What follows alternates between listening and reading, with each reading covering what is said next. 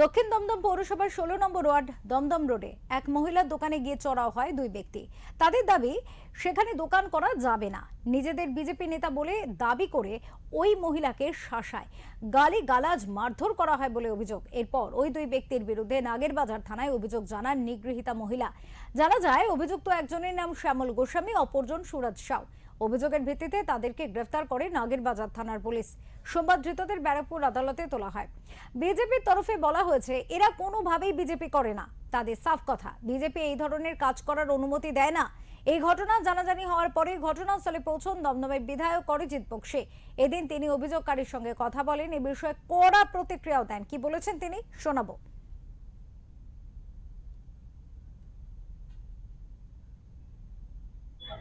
পশ্চিমবঙ্গ এবং দমদম পরিচালনার দায়িত্ব পেয়েছি, সুতরাং রাউডিনেস দেখিয়ে, গাজোয়ারি দেখিয়ে, বাইক বাহিনীর মিছিল বার করে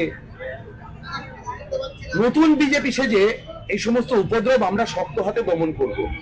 এখানে দিদিভাই নামটা কি? দিদিভাই অর্পিতা সরকার এখানে দীর্ঘদিন ধরে এটা ওনাদের সংসারের উপার্জনের একমাত্র মাধ্যম। একটা ছোট দোকান, একটা ফাস্ট ফুডের দোকান চালান ওনারা দীর্ঘ বেশ কিছু বছর ধরে।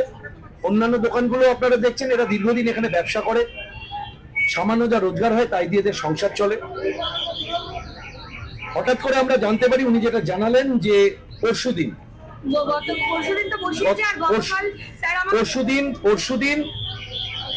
কেউ একজন এখানকার, তিনি নিজের বিজেপি পরিচয় দিয়ে এসে, উনি শারীরিক অসুস্থতার জন্য কয়েকদিন দোকানটা খুলতে পারেননি। উনি পরশুদিন সকালে এসে দেখলেন ওনার দোকান আধা আধি বকরা হয়ে গেছে। উনি অবাক হয়ে যখন জিজ্ঞাসা করলেন যে এটা আবার কিরকম হলো, অন্য একটা দোকান বসে গেল আমার দোকানে, তখন তাকে বলা হলো আপনি অর্ধেক চালাবেন, আরেকজন অর্ধেক চালাবে। আমরা যেটা খবর পেয়েছি, যে অর্ধেক অন্য একজনকে দেওয়ার ব্যবস্থা হয়েছে, সেটা একটা আর্থিক লেনদেন তার সাথে জড়িয়ে রয়েছে।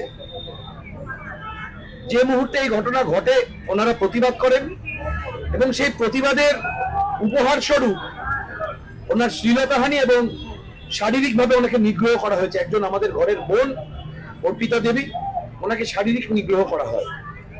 স্থানীয় সংগঠনের সাথে উনি সাথে সাথে যোগাযোগ করেন এবং উনি জানতে চান যে এটা কি স্থানীয় সংগঠন বা বিধায়কের নির্দেশে এই ধরনের ঘটনা ঘটছে। আমার কাছে যখন সংগঠনের মাধ্যমে খবর পৌঁছায়, আমি খুব পরিষ্কার ভাবে বলে দিই যে এই ধরনের দাদাগিরি, উপদ্রব আমরা 1 ইঞ্চি টলারেট করব না। এ বিষয়ে আমাদের প্রতিনিধি মানুষ চৌধুরী সেখান থেকে সার্বিক বিষয় তুলে ধরেছেন। কি বলেছেন শুনব। এই মুহূর্তে দাঁড়িয়ে আছি দমদম স্টেশনের পাশে, অর্থাৎ সেন্ট মেরির যে স্কুল আছে, স্কুলের সামনে দমদম যে রোড, সেই দমদম রোডে একটা ভয়ঙ্কর ঘটনা ঘটে গেছে। কি যে নারী সুরক্ষা নিয়ে বারবার কথা হচ্ছিল, সেই নারী সুরক্ষা কোথায়? সকাল 11টা সেই সময় নারীর বস্ত্রহরণ। এটা ভাবা যায় না, বাংলা, যে বাংলা নাকি মানুষকে পথ দেখায়, সেই বাংলায় এরকম একটা ভয়ঙ্কর ঘটনা ঘটলো। কি নিয়ে এই ঘটনা ঘটলো সেটাই আপনাদের তুলে ধরছি। এই সেই দমদম রোড, যেখানে এই দোকান বাংলার স্বাদ, এইখানে এই দোকান, এই ভাই এখানে পাশেই আছে, তার কাছে অবশ্যই যাবো, দেখাতে বলবো। এই ভাইটি দীর্ঘদিন ধরে দোকান করছে, কিন্তু যে দোকান করার সাময়িক, অর্থাৎ তার মার শারীরিক অসুস্থতার জন্য তিনি কিন্তু দোকানে কয়েকদিন বসতে পারছেন না। কিন্তু তার এই সুযোগ নিয়ে নব্য বিজেপি নাম করে এই যে দোকান, সেখানে কিন্তু এই দোকানের সামনে, এই দোকানে যখন দোকান খুলতে যায়, এই দোকানের সামনেই বসে পড়ে সিগারেট, বিড়ি, গোটকা নিয়ে। কিন্তু সেই প্রতিবাদ করায় সেই মহিলার শ্লীলতাহানির ঘটনা ঘটলো।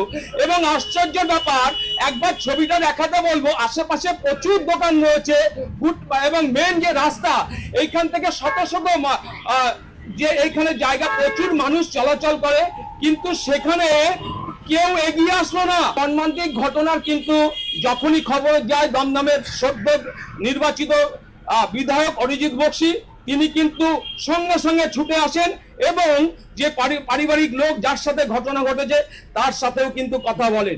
দীর্ঘক্ষণ আলাপচারিতায় কিন্তু তিনি বলেন এই দমদমের বুকে কিন্তু এই জিনিস ঘটতে দেওয়া যাবে না। অবশেষে কিন্তু ওই দিদির অভিযোগের ভিত্তিতে নাগেরবাজার থানা অভিযুক্তকে গ্রেফতার করেছে এবং কঠোর থেকে কঠোরতম শাস্তির দাবি করেছে।